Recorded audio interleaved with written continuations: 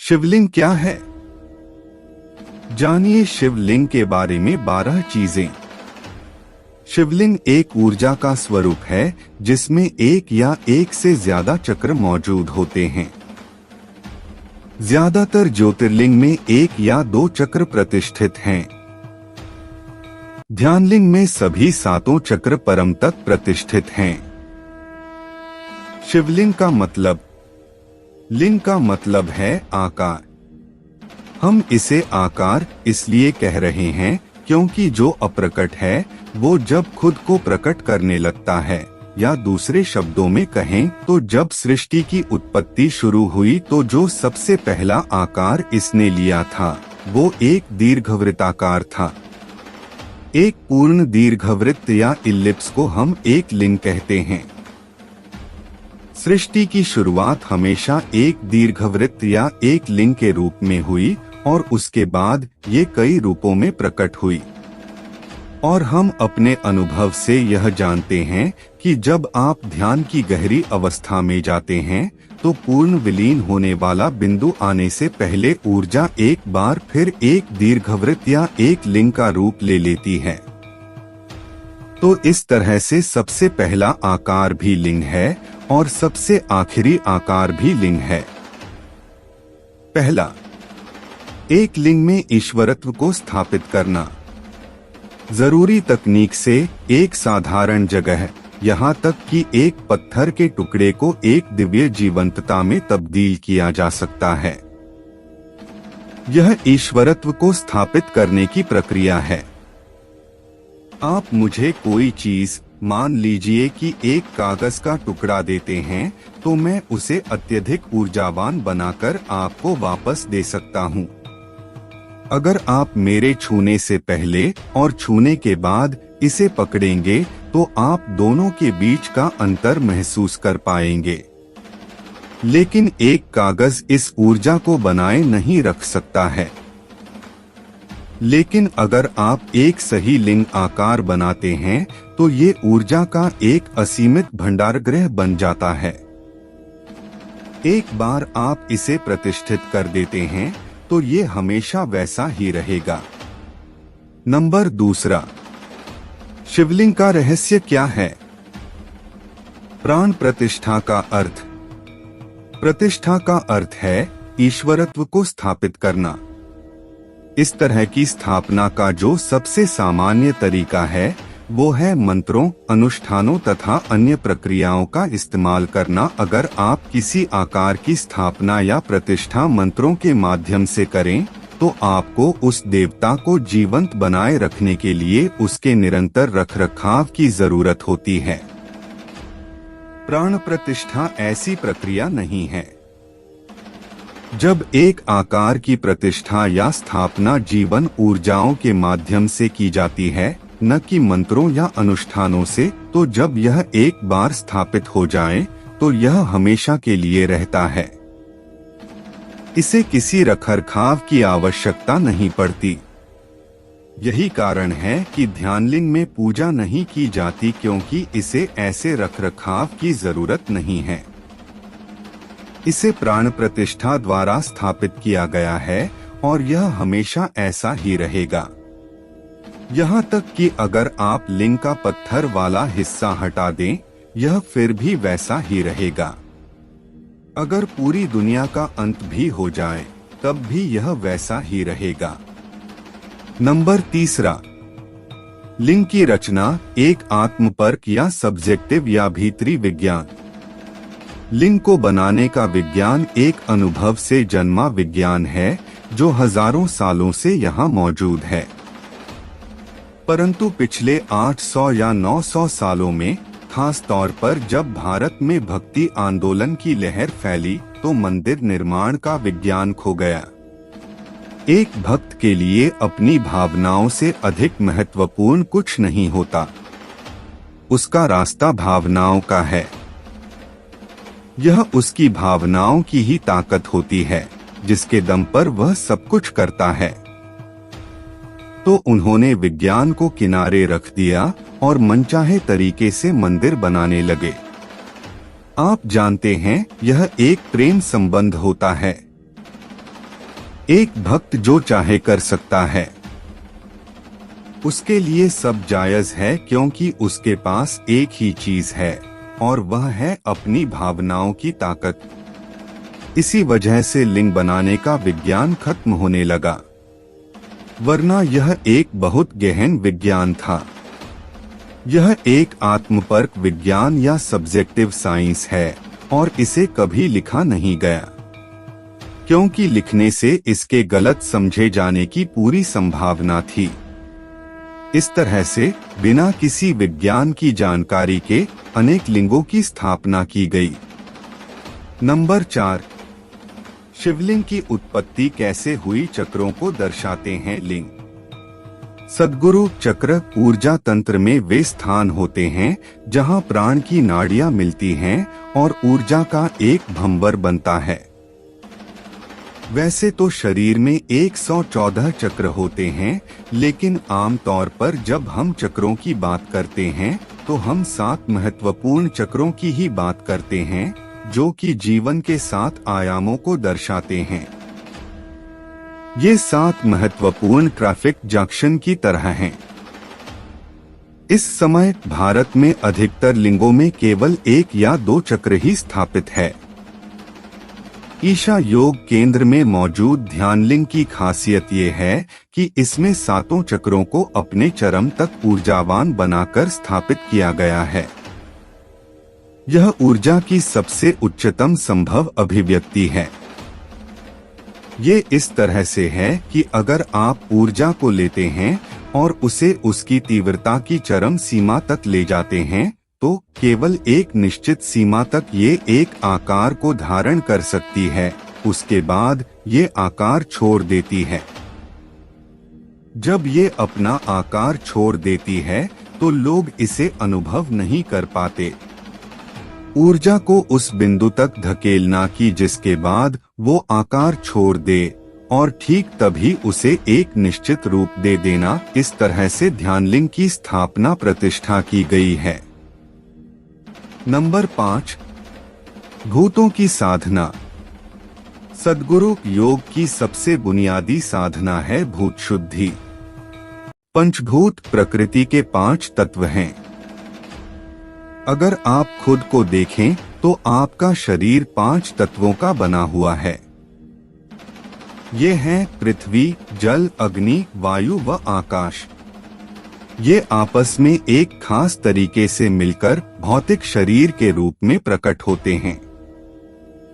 आध्यात्मिक प्रक्रिया भौतिक प्रकृति और इन 5 तत्वों से परे जाने की प्रक्रिया है।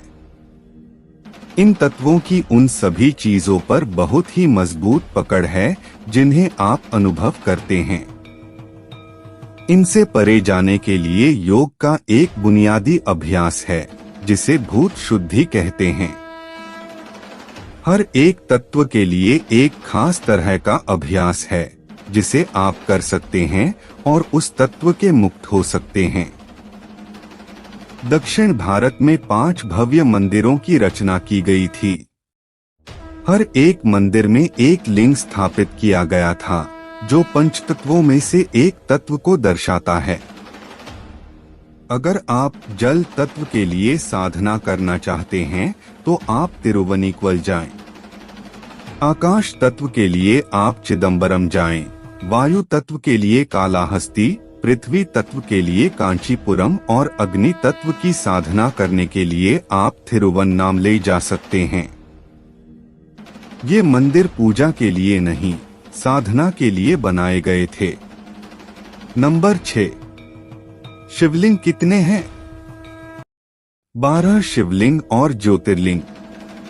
सद्गुरु भारतीय संस्कृति इस धरती की उन गिनी चुनी संस्कृतियों में से एक है जिसमें हजारों वर्षों से लोगों ने केवल मानव जाति के परम कल्याण पर ही ध्यान दिया है। जिस पल आपने भारत में जन्म लिया, आपकी जिंदगी का मतलब आपका कारोबार नहीं था, आपकी पत्नी या आपका परिवार नहीं था। जिंदगी का हर पहलू आपकी मुक्ति के बारे में ही था। पूरा का पूरा समाज इसी तरह बना हुआ था। इस सिलसिले में हमारी संस्कृति में कई शक्तिशाली साधन बनाए गए हैं। ज्योतिर्लिंग इसी दिशा में एक बहुत शक्तिशाली साधन के रूप में स्थापित किए गए थे। इन आकृतियों की मौजूदगी में होने से एक शक्तिशाली अनुभूति होती है। ज्योतिर्लिंगों में जबरदस्त शक्ति होती है क्योंकि उन्हें एक खास तरीके से बनाया गया है। इन्हें बनाने में न केवल मानव क्षमताओं का बल्कि प्राकृतिक शक्तियों का भी उपयोग किया गया। पूरी दुनिया में सिर्फ 12 ज्योतिर्लिंग हैं। भूगोल और खगोल शास्त्र की नजर से वे महत्वपूर्ण स्थानों पर स्थित हैं। इन स्थानों पर एक तरह की शक्ति है। काफी समय पहले कुछ खास तरह की समझ रखने वाले लोगों ने इन स्थानों को बारीकी से जांचा और खगोलीय गतिविधि के आधार पर इन जगहों का चुनाव किया था। कुछ ज्योतिर्लिंग अब जीवंत नहीं हैं, लेकिन उनमें से कई अब भी बहुत शक्तिशाली यंत्र की तरह है। नंबर 7, ध्यानलिंग। जो लोग कभी ध्यान के अनुभव से नहीं गुजरे हैं, वे भी जब ध्यानलिंग मंडल में कुछ मिनट तक मौन होकर बैठते हैं तो वे ध्यान की गहरी अवस्था का अनुभव करते हैं। संस्कृत में ध्यान का अर्थ है मेडिटेशन और लिंग का अर्थ है आकार। सद्गुरु ने अपनी प्राण ऊर्जाओं का प्रयोग करके प्राण प्रतिष्ठा नामक एक दिव्य प्रक्रिया द्वारा लिंग को उसके चरम पर स्थापित किया है। इस प्रक्रिया में सभी 7 चक्रों, शरीर में ऊर्जा के महत्वपूर्ण केंद्र को उनके चरम तक ऊर्जावान बनाकर स्थापित किया गया है, जिससे ध्यानलिंग ज्यादा विकसित प्राणी के ऊर्जा शरीर के जैसा बन गया है। इस ध्यान गर्भगृह में किसी भी तरह की पूजा या प्रार्थना करना जरूरी नहीं है और यहाँ सभी धर्मों को एक ही स्रोत से प्रकट हुए अलग अलग रूप माना जाता है। नंबर 8, महाकाल परम मुक्ति के दाता। सद्गुरु शिव का शाब्दिक अर्थ है वो जो नहीं है या कुछ नहीं। इन 2 शब्दों कुछ और नहीं को अलग करने वाला हाइफन का चिन्ह जरूरी है। पूरा अस्तित्व एक विशाल शून्यता खालीपन की गोद में ही घटित हुआ है। परमाणु और पूरे ब्रह्मांड का 99% से ज्यादा हिस्सा खाली है। एक शब्द काल, समय और स्पेस दोनों के लिए इस्तेमाल किया जाता है और शिव का एक रूप काल भैरव भी है। काल भैरव अंधकार की एक दिव्य स्थिति है, लेकिन जब वो एकदम स्थिर हो जाते हैं तब महाकाल का रूप ले लेते हैं। महाकाल समय का परम स्वरूप है। उज्जैन का महाकाल मंदिर एक जबरदस्त प्राण प्रतिष्ठित स्थान है। यह शक्तिशाली अभिव्यक्ति यकीनन कमजोर दिल वालों के लिए नहीं है। यह जबरदस्त शक्ति वाला स्थान उन सभी लोगों के लिए उपलब्ध है जो पूर्ण रूप से विसर्जित हो जाना चाहते हैं। जैसा कि हमें मालूम है, परम विसर्जन का मतलब है समय का नाश हो जाना। विश्व के किसी भी हिस्से में आध्यात्मिक प्रक्रिया का मतलब हमेशा भौतिकता से परे जाना ही रहा है, क्योंकि भौतिक चीजें चक्रों के अधीन हैं। इसलिए काल भैरव को अज्ञानता का नाश करने वाले के रूप में देखा जाता है। वे जो जीवन और मृत्यु होने और न होने के बाध्यकारी चक्र को तोड़ देते हैं। नंबर 9, संसार के अन्य स्थानों पर लिंग। कोई आत्मज्ञानी नहीं है जिसने शिव के असीम आयाम या भौतिक प्रकृति से परे होने के बारे में बात न की हो। अंतर बस इतना है कि उन्होंने शायद अपने धर्म के संकेतों तथा भाषा का प्रयोग करके इसे अभिव्यक्त किया होगा।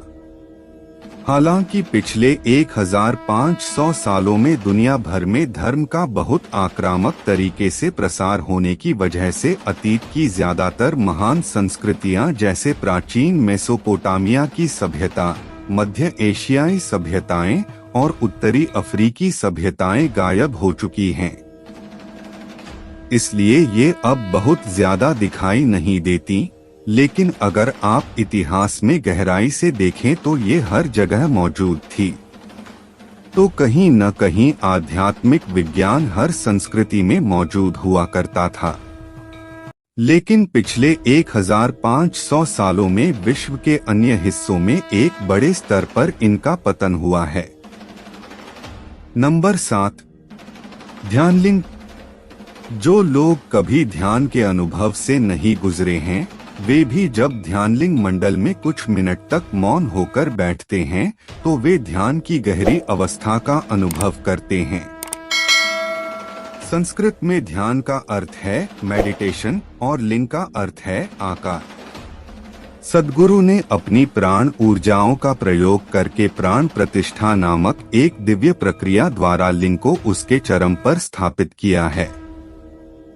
इस प्रक्रिया में सभी 7 चक्रों, शरीर में ऊर्जा के महत्वपूर्ण केंद्र को उनके चरम तक ऊर्जावान बनाकर स्थापित किया गया है, जिससे ध्यानलिंग ज्यादा विकसित प्राणी के ऊर्जा शरीर के जैसा बन गया है।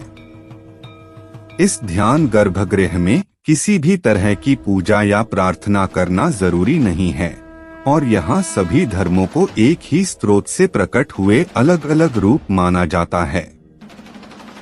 नंबर 8, महाकाल परम मुक्ति के दाता।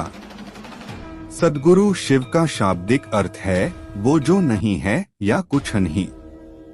इन 2 शब्दों कुछ और नहीं को अलग करने वाला हाइफन का चिन्ह जरूरी है।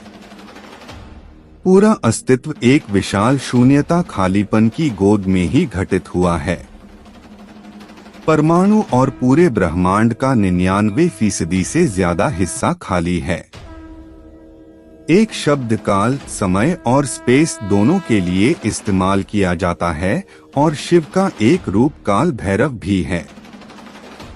काल भैरव अंधकार की एक दिव्य स्थिति है, लेकिन जब वो एकदम स्थिर हो जाते हैं तब महाकाल का रूप ले लेते हैं। महाकाल समय का परम स्वरूप है।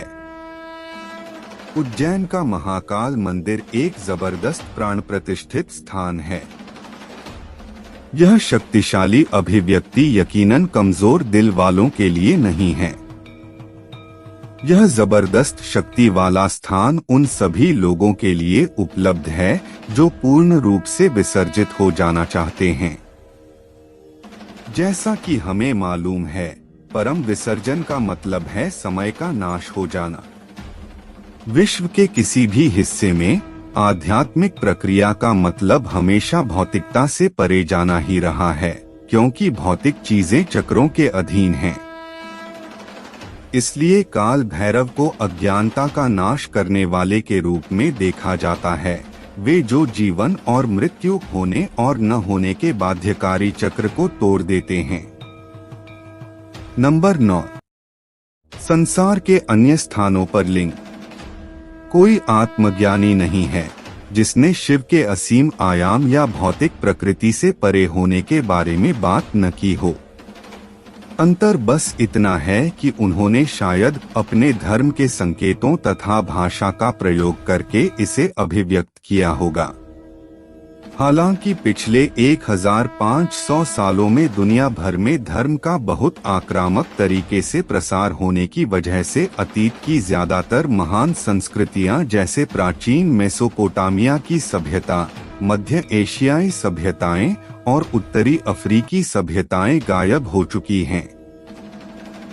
इसलिए ये अब बहुत ज्यादा दिखाई नहीं देती, लेकिन अगर आप इतिहास में गहराई से देखें तो ये हर जगह मौजूद थी। तो कहीं न कहीं आध्यात्मिक विज्ञान हर संस्कृति में मौजूद हुआ करता था। लेकिन पिछले 1500 सालों में विश्व के अन्य हिस्सों में एक बड़े स्तर पर इनका पतन हुआ है।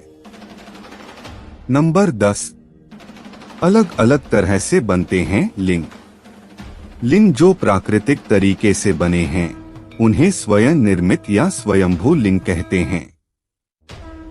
जम्मू के उत्तरी क्षेत्र में अमरनाथ में एक गुफा है। इस गुफा के अंदर हर साल बर्फ का एक शिव लिंग बनता है।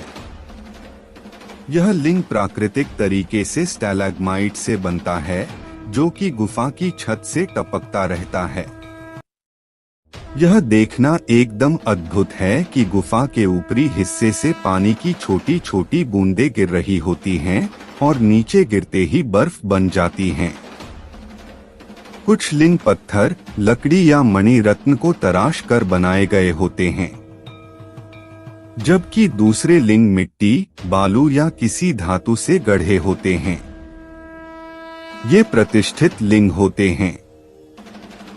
कई लिंग धातु की एक परत से ढके होते हैं और उन्हें एक चेहरे की आकृति भी दी जाती है ताकि भक्त उनसे ज्यादा बेहतर तरीके से जुड़ सकें। इन्हें मुखलिंग कहते हैं। कुछ लिंग में तो शिव की पूरी छवि सतह पर तराशी हुई होती है। लिंग पौरुष और स्त्रैण ऊर्जा के मिलन को दर्शाते हैं।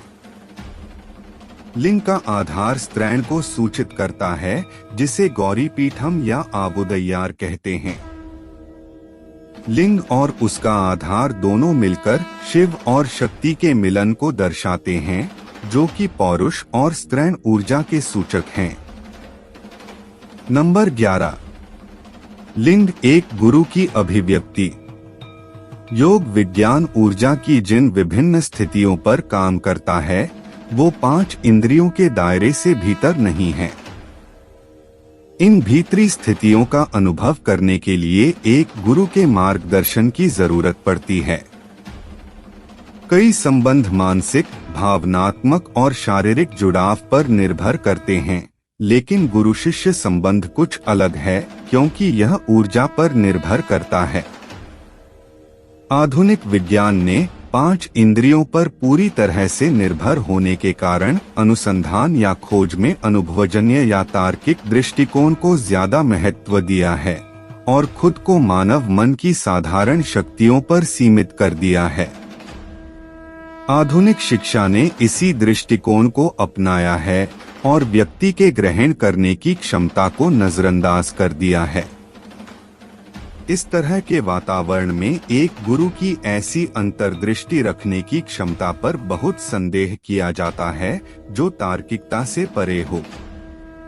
फिर भी पूरे इतिहास में यह देखा गया है कि जिज्ञासु सहज रूप से एक गुरु की तरफ खींचते हैं। आध्यात्मिक मार्गदर्शन की इच्छा को पूरा करने के लिए कुछ दूरदर्शी गुरुओं ने ऐसे ऊर्जा स्थानों का निर्माण किया है जो एक गुरु की उपस्थिति और उसकी ऊर्जा जैसा ही है। ध्यानलिंग एक गुरु की परम अभिव्यक्ति है। यह यौगिक विज्ञान का प्रतिष्ठित सार है जो भीतरी ऊर्जा को उसके चरम पर अभिव्यक्त करता है। नंबर 12। शिवलिंग एक ब्रह्मांडीय स्तंभ के रूप में। ऐसा कहा जाता है कि एक बार ब्रह्मा और विष्णु के सामने एक विशाल अग्नि स्तंभ अवतरित हुआ। तेज रोशनी के इस अनंत स्तंभ से की ध्वनि उत्पन्न हो रही थी। वो मंत्रमुग्ध हो गए और उन्होंने इसका पता लगाने का फैसला किया। ब्रह्मा ने इस स्तंभ का ऊपरी सिरा खोजने के लिए एक हंस का रूप धारण किया और नीले आकाश में काफी ऊंचाई तक उड़ गए, जबकि विष्णु इस स्तंभ की बुनियाद या आधार को ढूंढने के लिए वाराह का रूप धारण करके ब्रह्मांड की गहराई में उतर गए। दोनों हार गए, क्योंकि यह विराट स्तंभ कोई और नहीं बल्कि खुद शिव थे। कोई उसे कैसे माप सकता है जो असीमित है? जब विष्णु वापस लौटे तब उन्होंने अपनी हार मान ली, जबकि ब्रह्मा हार स्वीकार नहीं करना चाह रहे थे और उन्होंने यह दावा किया कि उन्होंने इस स्तंभ का शिखर ढूंढ लिया। प्रमाण के तौर पर उन्होंने एक सफेद केतकी का फूल दिखाया और दावा किया कि ये उन्हें ऊपर शिखर पर मिला। जैसे ही यह झूठ बोला गया, शिव आदियोगी, सबसे पहले योगी के रूप में प्रकट हो गए। ये दोनों भगवान विष्णु और ब्रह्मा उनके पैरों पर गिर पड़े। ब्रह्मा के इस झूठ के लिए शिव ने यह घोषित किया कि वो पूजा किए जाने के सौभाग्य से वंचित रहेंगे। इस फूल ने ब्रह्मा के इस अपराध में साथी बनने की वजह से अपना सम्मान खो दिया। आदियोगी ने इसके बाद इसे अर्पण भेंट के रूप में स्वीकार करने से मना कर दिया। हालांकि महाशिवरात्रि की पावन रात्रि के लिए एक अपवाद है। इस दिन वर्ष की सबसे ज्यादा अंधेरी रात महाशिवरात्रि की रात में केतकी के सफेद फूल को पूजा के लिए अर्पण किया जाता है। इस रात को असीम आध्यात्मिक संभावनाओं की रात माना जाता है। अगर आप सभी को वीडियो अच्छा लगा हो और आप महाकाल के भक्त हो तो वीडियो को लाइक और सब्सक्राइब जरूर करें। भोलेनाथ की जय।